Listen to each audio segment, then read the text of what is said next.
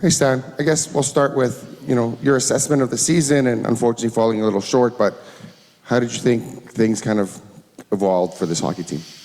Yeah, sitting here today with the way it ended, it certainly feels like a disappointment, and I think it's hard to, in the moment, reflect upon how great a season it was.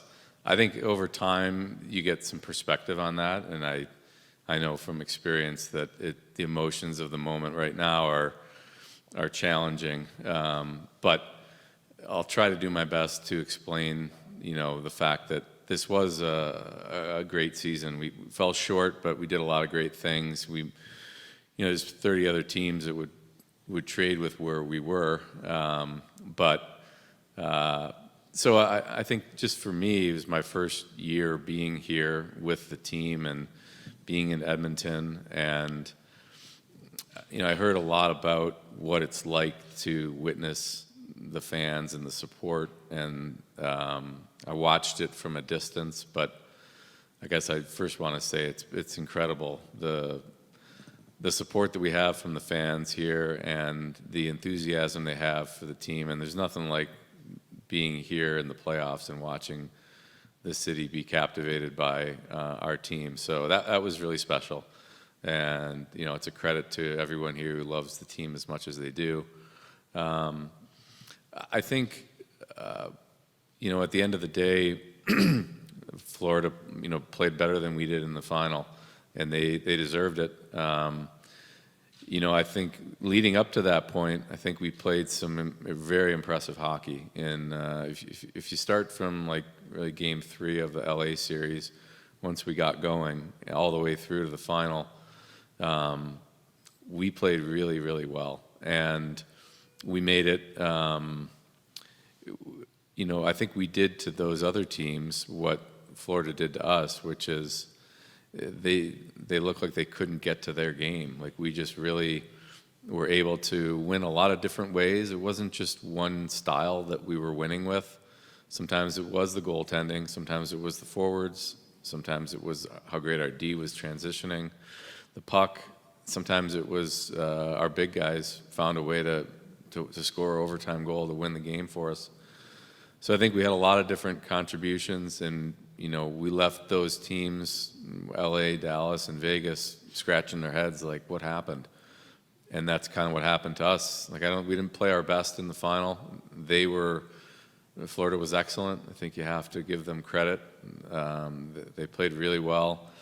And then that combination where we weren't quite at our best and they were, that's what ended up the way we did. But I think I was certainly proud of the resiliency the group showed, especially later in the season when we had a lot of injuries and we had different lineups every night. We were dressing with 17 skaters and lineups where guys that hadn't played together before, and we found a way. And the coaches deserve a lot of credit for being able to get that new group starting in the playoffs, really no ramp-up time, to quickly find out which players were good together. And they made some changes and mixed things up, and they found the right combo. So I guess that's my quick summary on the team. And just wanted to add about, obviously, July 1st, the clock starts ticking on Connor McDavid to resign. Can you just give us a thought on that, and obviously the importance of getting him signed, and how do you kind of view that? Well, Connor's the best player in the league, the most important player in the league. He's our captain, he's our leader. So certainly he's the number one priority. I think also listening to Connor's take on things, like, he's earned the right for us to be respectful of his timing. Certainly we're eager to meet with him whenever he wants, but also understanding that he just went through a very tough ending to the season. And so timing-wise, Connor's going to drive that process. But there's no question he's a pivotal player on our team, and not just what he does on the ice, but his leadership. I've had a chance to work with him now this year, and I've been just so impressed with how things you guys probably don't see, but what kind of a teammate he is, and you know, he's incredibly important to our group, and you know, whenever he's ready, we're gonna dive into that. Stan, your first year as GM in Chicago, you guys went to the Cup final. The only difference was you won that year instead of losing. Then you kind of had to retool, and you guys stayed in that window for a while. So how do you use that experience on how to retool a team? Like Florida won, and they still made changes. You're obviously going to make changes.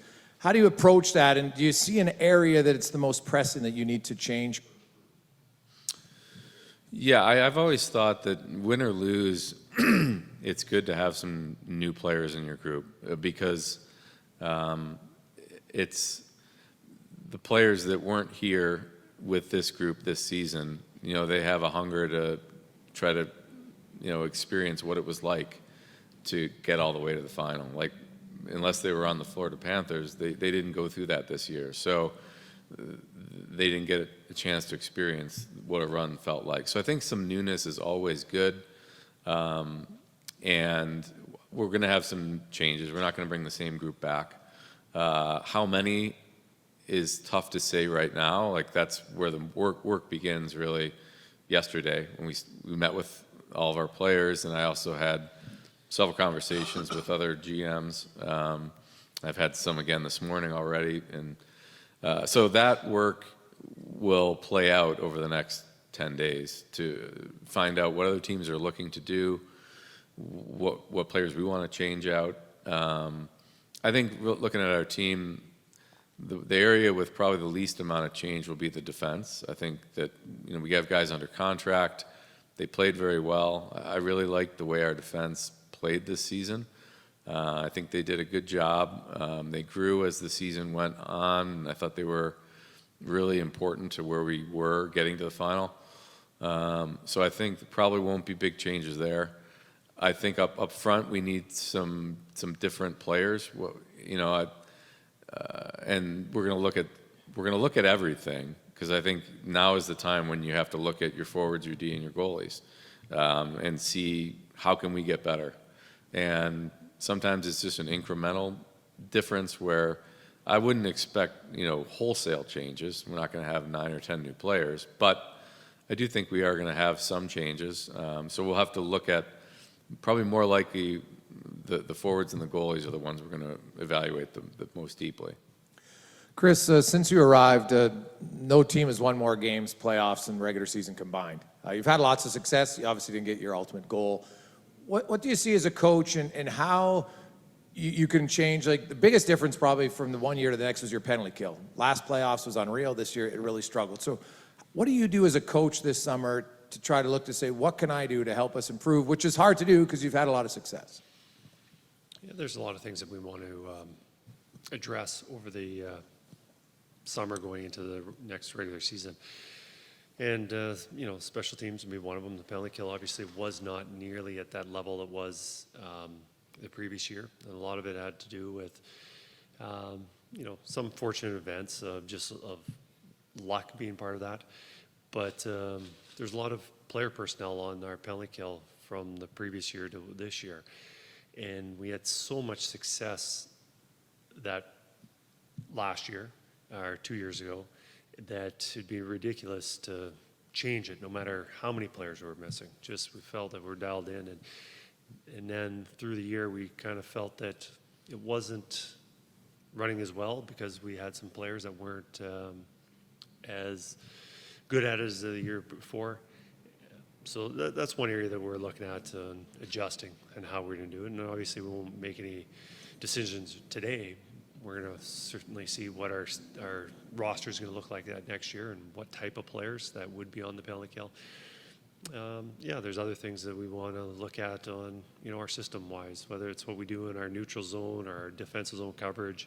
You know, I think there's always things that you can get a little bit better at. Obviously, we're very happy with the success that we've had, so we're not going to be changing a lot, but I think there's things that we can improve upon a little bit. Stan, just to piggyback off of Derek's question about Connor McDavid, he said yesterday that he'd have no problem signing here if he sees that there's a window to contend and to try to win over and over again. With that in mind, how do you view this offseason? Do you kind of see it as a really important couple of weeks here to really show a blueprint to Connor for the future success?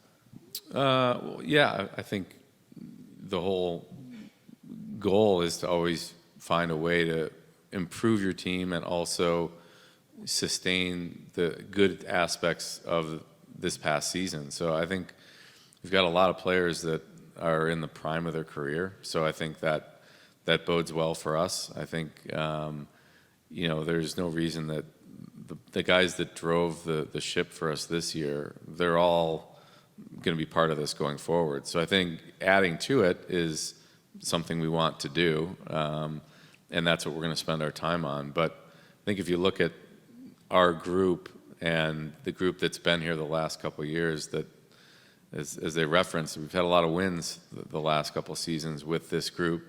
So there's a lot of things to be excited about, and with the exception of maybe one or two guys, everyone is in their prime of their ages. Like, they're not in their late 30s. I mean, Corey Perry's the oldest guy. He had a fantastic season. But other than Corey, we don't have a team that can't be just as good the next few years. So I think that bodes well for us. And then adding to it is important. We want to try to bring some youth into our team as well. I think that will be something we want to do. I think there's a benefit in the youthful enthusiasm, having a couple younger players. You don't want to have a young player just because he's young, but I think having some guys who are, who can show a progression to their game over a season, so they start at one level in October, by the time you get to March and April, their game has really improved. That's how you can show your team is getting better in season. If you have a couple players like that, because usually the veteran players kind of maintain their level, but and the older players, they're trying to maintain it. They don't want it to drop. But I think if we have a little bit of youth, I think that's important. So we're gonna do our best to give opportunities to players. But for where we are, it's not like we're going to put a bunch of inexperienced guys in the lineup, because our objective is to win next year. We're not trying to take a different route. We want to be playing in the final next year. We had Trent Frederick here yesterday. What can you tell us, I guess, about where negotiations are with him? And he also said he's quite interested in playing center more at the NHL level, even full-time. What do you make of that, and how that could kind of make for construction of the roster in the offseason here? Yeah, I don't have anything to announce on Trent, but we're hopeful we can get something to the finish line there, and to keep him in Edmonton. Getting to know him as a person has been a great experience, because he's got a lot of attributes that I think are very important to a successful team.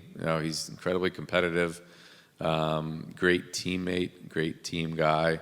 He brings an element that I think you need, which is very competitive. He's fearless. He gives our team to know that nobody's going to push us around.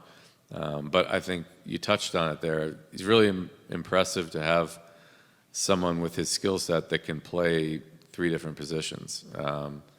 When we talked to him yesterday, and he did. He said he likes to play center. He likes to play right wing too, or left. He almost prefers center or right wing to left wing. And we used him this year mostly on left. But I think that he's a young guy. To be a free agent, usually they're a little bit older than that. So he's got kind of the prime years of his career ahead of him. So, if we can get that done, I think that flexibility to use him in the middle, Kris can talk about that as well.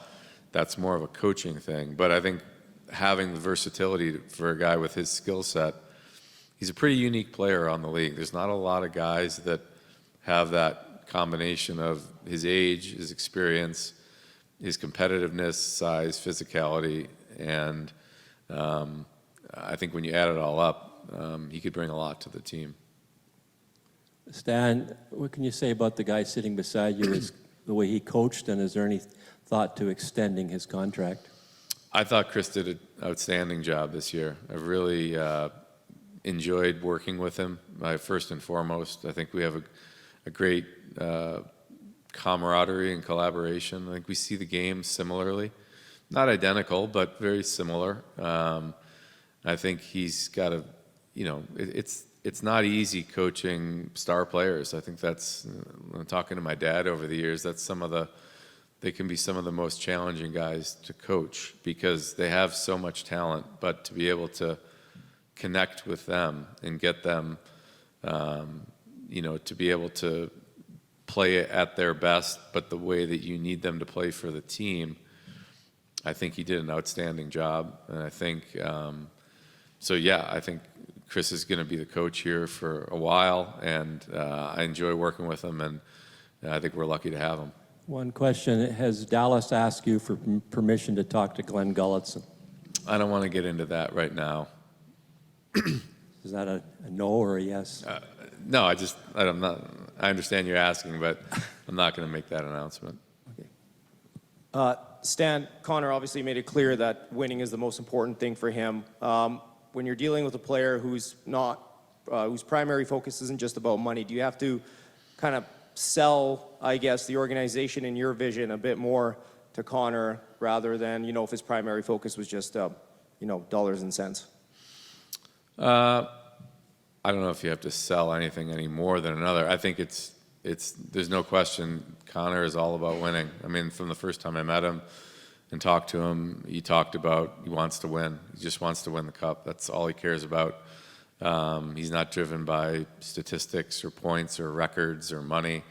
And I think that's what you love about him. So, yeah, the objective is to demonstrate. I mean, we have the same goal from that perspective. Like everyone here, that's why we do it. That's why I'm working, and that's why Kris is doing this. I would imagine is we're here because there's, I've been fortunate, very fortunate to be able to win, and there's no feeling like that when everything comes together as a group, and you achieve the ultimate accomplishment.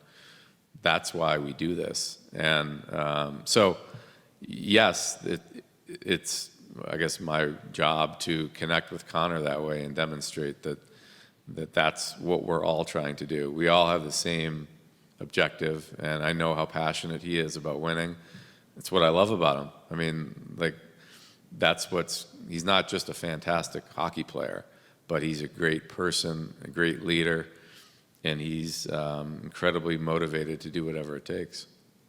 You mentioned that goaltending and forwards are two areas where you might be looking or will be looking to make some changes. How aggressive are you going to be at potentially making a goaltending change this summer?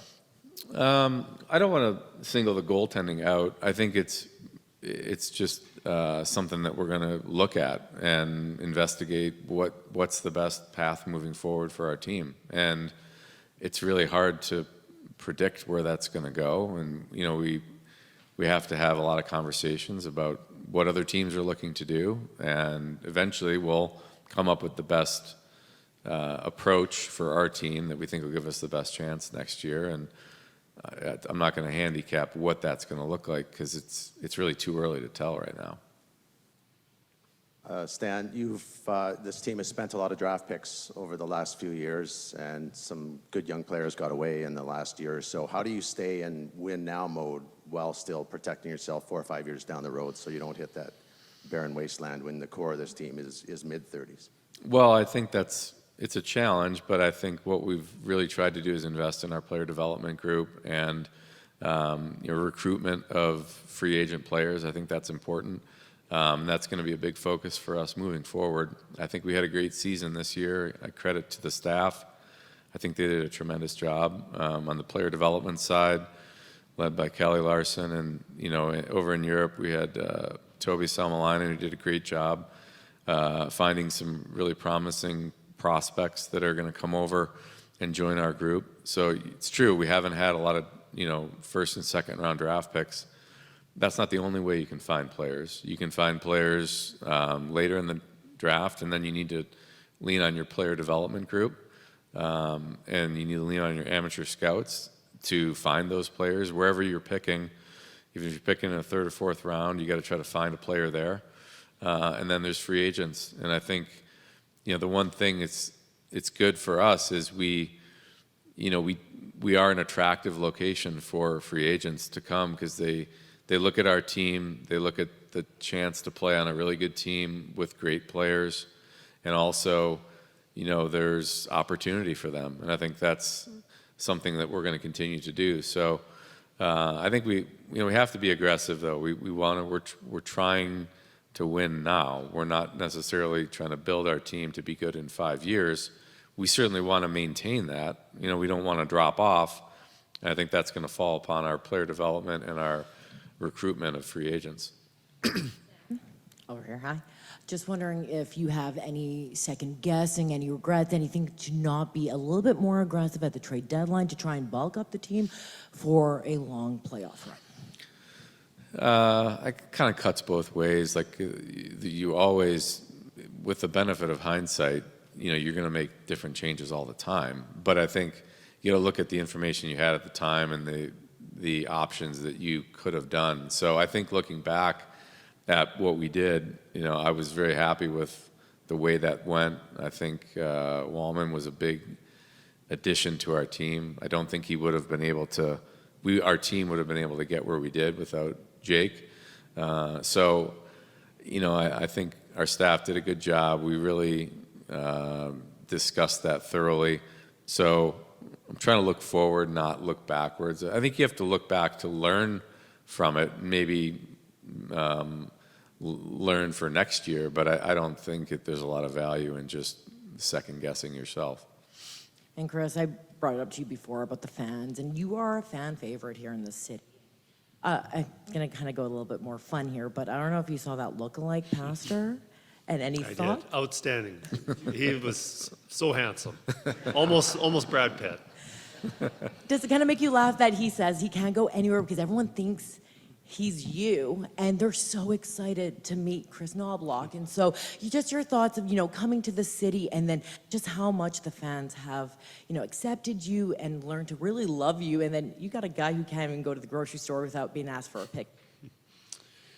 My time in Edmonton's been phenomenal, and I'm not even saying just my time here as head coach of the Oilers. My time here as a junior hockey player, my 5 years at the University of Alberta, I've always enjoyed my time in Edmonton, and I didn't necessarily think I was ever going to come back. I didn't think my path was going to come here.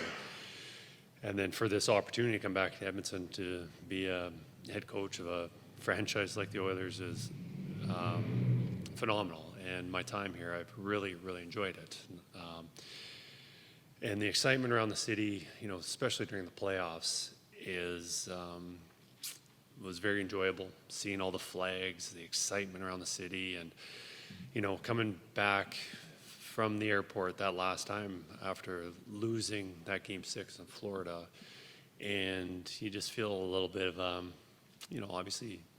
At the time in Florida, we have disappointment with the team, but then you come into the city and you feel disappointment for the city. And, hopefully I'm coaching here for a long time. I love Edmonton. I love the organization, the great players that are here, and working with Stan and everybody is, it's ideal for a coach. There's a lot of things that can be difficult, but it's pretty ideal for me here. And, hopefully we can continue what we've done and build off of it, because I don't think there'd be anything better than to win it all in a place like this. Sure. You've been to 2 cups. You played the same goalie both times, and I think we'd all agree Florida had better goaltending than you guys had in both instances. No one's saying you're going to go out and get Bobrovsky or Hellebuck or Vasilevsky or a guy like that. But do you need to address your goaltending to show your team, your players, more than anyone, that you are trying to do something about the fact that you were the second best goaltended club in both finals? Yeah, I was kind of expecting that question. I think goaltending is a strange part of the game. It's, on the one hand, it's kind of simultaneously the most important thing, but also it's the hardest thing to really understand, because sometimes the goaltenders who you think are the best aren't the best. And I think just this playoff run is a perfect example. Like in the 4 rounds, in 3 of the 4 rounds, we had the better goaltending than our opponent. And you look at Kemper, Aiden Hill, and Ottinger, our goalies were better than them in each of those series. And I think that's the reason we went to the final. And then in the final, it flipped. So 3 of the 4 rounds, we had the better goaltending. That's just simple to look at it. And, so I can't explain that. It's hard to explain how that happened or why it happened. And I'm not disputing that in the final, Bobrovsky was excellent. I mean, he made a lot of big saves when we had chances early in games and we didn't get the lead, and credit to him. Or, our players needed to pick the corners better. Like it's one of the two, right? And but it's I can't really explain how in the first 3 rounds, not that either goaltending was elite, but ours was always better than our opponent, which I think is strange. You wouldn't think that if you just were to talk to the casual fan, but you just got to look at the way the series played out. So it's a fair question. I don't have an answer for you right now. I mean, we're going to examine not just our goalies, but our whole team and see if there's a way to be better prepared next season. So it could involve the goaltending, it could not. There's a lot of factors that I just don't have all the information to answer you right now. Do you, I mean, there's 2 ways to go, I suppose. Go out and get a super elite goalie, and there you have it. Or build a team that can win a Stanley Cup without a super elite goaltender. Really, are there any other options than that? Well, those are the 2 extremes, certainly. The other thing is the way the reality of the world is, it's not like you just go down to the corner and pick up an elite goalie. They're not just waiting for you to join your team, right? So how many are there anyways in that group? And then even if you look at the guys I think were considered elite, some of them have had some tough playoffs. So there's no guarantee in the goaltending world. That's why I said it's simultaneously the most important, but it's also in some instances not why teams win. So if you have a strong enough team, then there's been teams that win the cup without elite goaltending, and there's been teams that won because of their goalie. So it's a great discussion point, and I think it's what the media and the fans love to talk about. I get it. I understand that. So we've got to, take in that information and sift through it and come up with a plan, and that's what we're going to do over the next few weeks and months.